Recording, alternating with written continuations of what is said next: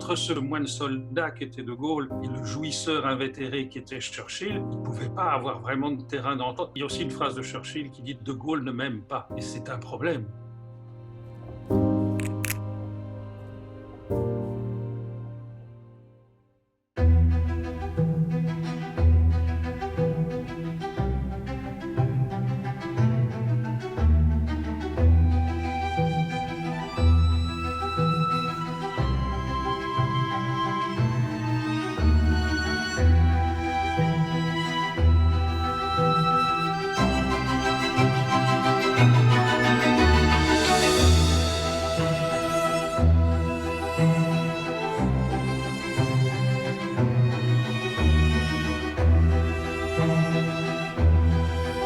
Ce sera l'ultime bataille. Et ce sera la bataille de France. Oui, sauf que ce ne sont pas les Français qui vont mourir sur les plages normandes, mais des boys anglais, américains et canadiens. Vous savez très bien, monsieur le Premier ministre, que la France était prête à participer de tout son poids si au moins nous avions été prévenus plus tôt et associés à la préparation.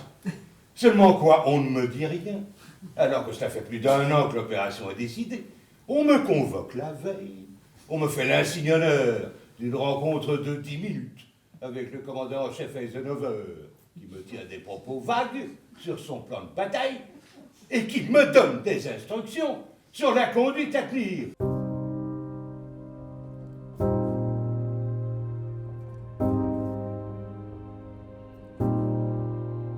Il est temps pour moi de regagner Alger. Alger? Mais il n'en est pas question!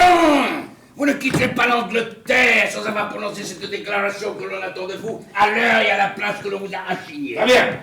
Alors le monde apprendra à la veille du débarquement que l'Angleterre retient prisonnier sur son sol le chef du gouvernement français.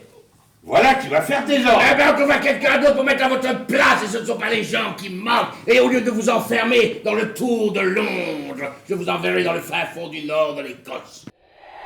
Tous les préparaient à la fois à se passionner l'un pour l'autre et à se haïr. Churchill disait qu'il buvait parce qu'il avait toujours un chien noir dans le coin de sa tête, c'était son image, qui risquait de lui sauter à la gorge et qui se demandait toujours si ça servait à quelque chose ce qu'il faisait.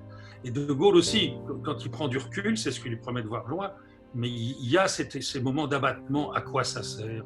La droite, la gauche, mais c'est du spectacle, c'est pourri. Prenez par exemple la soi-disant passion des Français pour l'égalité. La gauche dit que c'est de la justice et la droite de la jalousie. Mais en fait, ils n'en veulent pas. Ce qu'ils veulent, ce n'est pas être égaux, c'est d'être préférés. J'avais le sentiment chez Churchill d'avoir fait De Gaulle et de ne pas avoir été payé en retour avec suffisamment de soumission ou de reconnaissance. Ça fait 4 ans que je supporte votre raideur, votre sensibilité maladive.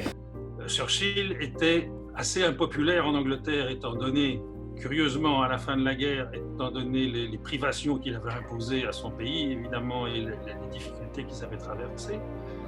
Et son conflit avec De Gaulle était notoire en Angleterre. Donc en fait, à chaque fois que De Gaulle apparaissait dans un cinéma aux actualités, les Anglais applaudissaient à tout rompre.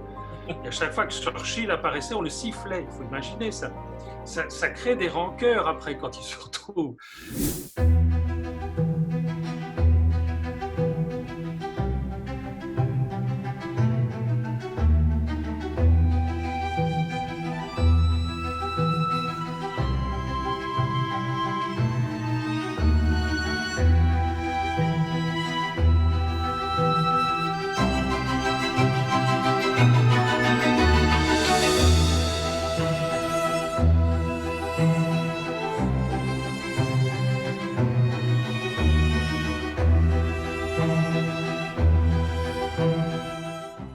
L'Amérique, mais vous n'avez que ce mot-là à la bouche. Comme si l'Europe ne comptait plus. L'Europe.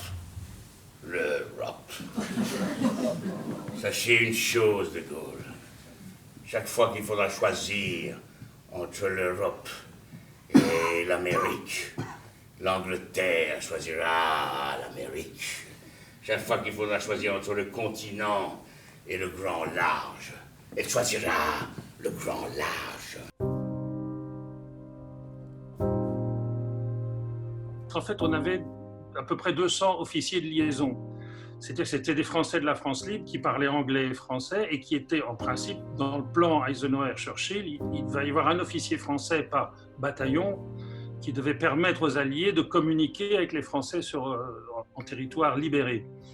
Et il comptait sur ça. Et évidemment, il n'y avait personne, les Anglais, les Américains, il n'y avait personne qui parlait français suffisamment correctement pour faire ce travail. De Gaulle, en échange de ces 200 traducteurs, va obtenir une révision complète du statut qu'on va accorder à la France libre dès le débarquement et à la France libérée.